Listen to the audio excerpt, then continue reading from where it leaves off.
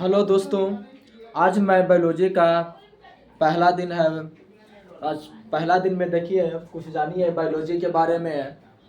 देखिए सबसे पहले बायोलॉजी यानी जीव विज्ञान। जीव विज्ञान कहते हैं किसे? तो जीव विज्ञान उसे कहते हैं जिसमें जीवधारियों का अध्ययन किया जाता है, यानी जिसमें जीव जंतुओं का अध्ययन किया जाता है, पेड़ पौधों का अध्ययन किया जाता है, उसे हम जीव विज्ञान कहते हैं। यानी यहाँ पर देखिए जीव विज्ञान विज्ञान की वह शाखा जिसमें जीवधारियों का अध्ययन किया जाता है उसे जीव विज्ञान कहते हैं। उसे क्या कहते हैं? जीव विज्ञान कहते हैं। जीव विज्ञान के जो पिता हैं वो अरस्तु हैं। जीव विज्ञान के पिता अरस्तु को कहा जाता है। देखिए जीव विज्ञान को दो भागों में बांटा गया है। जीव विज्ञान को कितने भागों में बांटा गया है? तो जीव विज्ञान को दो भागों में बांटा गया है। देखिए जीव विज्ञान यानी जीव विज्ञान के दो भागों में कौन कौन है? तो जूलॉजी और बॉटनी यानी जंतु विज्ञान और पादप विज्ञान। जंतु विज्ञान और पादप विज्ञान। तो ये जंतु विज्ञान में है कि जीव जंतुओं के बारे में अध्ययन किया जाता है, जैसे भेड़, बकरी, मानव, कुत्ता, भैंस, ये सबको इसमें अध्ययन किया जाता है जंतु विज्ञान में। और जंतु विज्ञान के जो पिता हैं वो अरस्तु ही हैं। जो जीव विज्ञान के जो पिता हैं अरस्तु, वही जंतु विज्ञान के भी पिता कहलाते हैं। पादप विज्ञान दूसरा है। पादप विज्ञान पादप विज्ञान में होता है जिसमें पेड़ पौधों का अध्ययन किया जाता है। पादप विज्ञान किसे कहते हैं? तो जीव विज्ञान की वह शाखा जिसके अंतर्गत पेड़ पौधों का अध्ययन किया जाता है उसे हम कहते हैं पादप विज्ञान या वनस्पति विज्ञान। तो पादप विज्ञान के जो पिता हैं थियोफ्रेस्टस हैं, यानी पादप विज्ञान के पिता हैं थियोफ्रेस्टस। और जंतु विज्ञान के पिता है अरस्तु। जंतु विज्ञान के पिता है अरस्तु। देखिए नोट में लिखा गया है कि जीव विज्ञान शब्द की खोज हुआ है 1801 ईस्वी में। सबसे पहले जो जीव विज्ञान जो शब्द है उस शब्द का खोज किया गया है 1801 में, जो कि खोज किए हैं लैमार्क, जो फ्रांस के रहने वाले हैं। लैमार्क जो फ्रांस के रहने वाले हैं। और दूसरा है ट्रेवीरेनस जो जर्मनी के रहने वाले हैं। यानी लैमार्क और ट्रेवीरेनस दोनों मिल करके 1801 ईस्वी में जीव विज्ञान शब्द का खोज किया, जो कि लैमार्क जो है फ्रांस के हैं और ट्रेवीरेनस जो है वो जर्मनी के हैं। अब देखिए जीवधारियों का वर्गीकरण। जीवधारियों को बांटा गया है, जीवधारियों के आधार पर भी वर्गीकरण किया गया है। तो सबसे पहले जीवधारियों का वर्गीकरण अरस्तु जो बताया है, अरस्तु ने बताया है कि एक जंतु समूह है, दूसरा वनस्पति समूह है।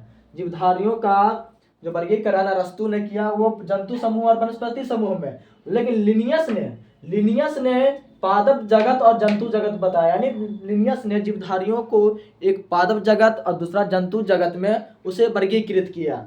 और आधुनिक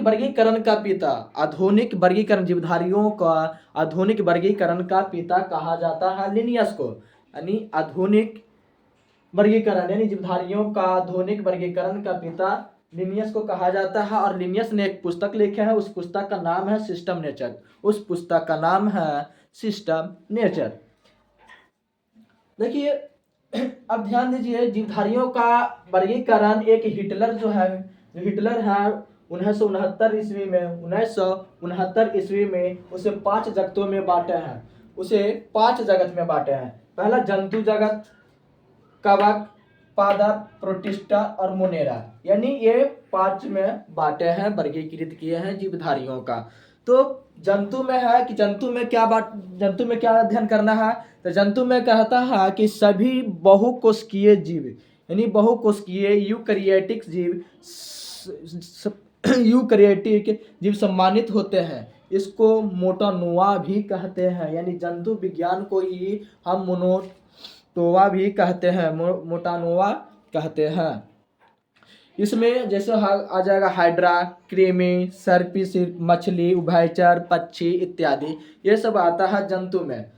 कवक में है कि यूकैरियोटिक व परपोषी जीव सम्मिलित होते हैं। कवक में क्या होता है? यूकैरियोटिक और परपोषी कवक में यानी फंगी में।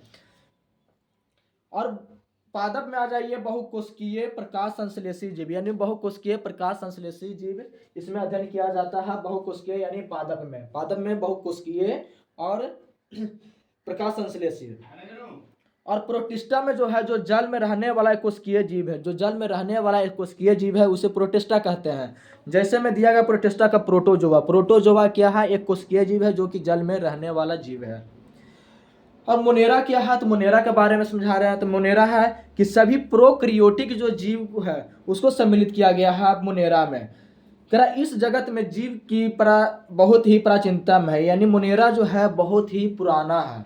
मोनेरा जो जीव है बहुत ही पुराना है।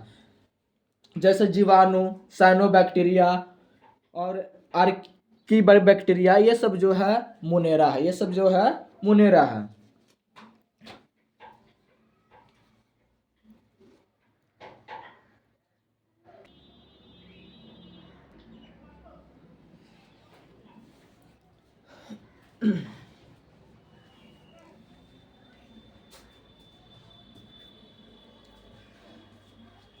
देखिए आगे है जीवधारियों का वर्गीकरण, जो हिटलर द्वारा जो बांटा गया है 5 जगतों में। देखिए जंतु, पहला है जंतु यानी एनिमल जगत। तो देखिए जंतु में क्या है कि सभी बहुकोशिकीय यूकैरियोटिक जीव, सभी बहुकोशिकीय यूकैरियोटिक जीव सम्मिलित होते हैं, यानी इसी को हम कहते हैं मोटानोवा भी कहते हैं, यानी इसी को क्या कहते हैं, मोटानोवा कहते हैं। जंतु जगत में क्या है कि सभी बहुकोशिकीय यूकैरियोटिक जीव को सम्मिलित किया गया है, और इसे जब सम्मिलित किया जाता है तो उसी को हम कहते हैं मोटोनोवा, उसी को कहते हैं मोटोनोवा। जैसे हाइड्रा, कृमि, सरीसृप, मछली, उभयचर, पक्षी इत्यादि, ये सब जो है जंतु है। जंतु जगत पादप यानी जंतु जगत है। कवक में देख लीजिए, दूसरा नंबर है कवक, फंगी, यानी यूकैरियोटिक व परपोषी जीव सम्मिलित किए जाते हैं। कवक में यूकैरियोटिक और परपोषी, जो दूसरों पर निर्भर रहता है उसे कहते हैं परपोषी। तो कवक जो है, यानी जो कवक में जो होता है, जो पोषण होता है, कवक में जो पोषण होता है वो अवशोषण के द्वारा होता है। किसके द्वारा होता है, तो अवशोषण के द्वारा। यानी यूकैरियोटिक व परपोषी जीव को सम्मिलित किए जाते हैं कवक में, और कवक में जो पोषण होता है वो पोषण होता है अवशोषण के द्वारा। अगला है पादप। पादप क्या है, तो देखिए बहुकोशिकीय प्रकाश संश्लेषी जीव, यानी जो पादप जो है वो बहुकोशिकीय जीव है और प्रकाश संश्लेषी है। जैसे शैवाल हो गया, तो शैवाल क्या है, पादप तो है, वो शैवाल जो है क्या है, पादप में आता है। वो यूकैरियोटिक, वो जो है बहुकोशिकीय जीव है और वो प्रकाश संश्लेषण भी क्रिया करती है। अब है प्रोटिस्टा। प्रोटिस्टा जो है जल में रहने वाली एक कोशिकीय जीव को प्रोटिस्टा कहते हैं। यानी प्रोटिस्टा जो होता है, जो जल में जो जीव है वो एक कोशिकीय, यानी जिसमें एक कोशिका होता है उसे एक कोशिकीय जीव कहते हैं, और जिसमें एक से ज्यादा कोशिका होता है उसे बहुकोशिकीय जीव कहते हैं। तो एक कोशिकीय जीव में देखिए, कोशिकीय जीव में प्रोटिस्टा है जो जल में रहता है। मोनेरा है, अगला है मोनेरा, सभी प्रोकैरियोटिक जीव को सम्मिलित किया गया है, यानी जितना भी प्रोकैरियोटिक जो जीव है, जितने भी प्रोकैरियोटिक जीव है उसे मोनेरा कहते हैं।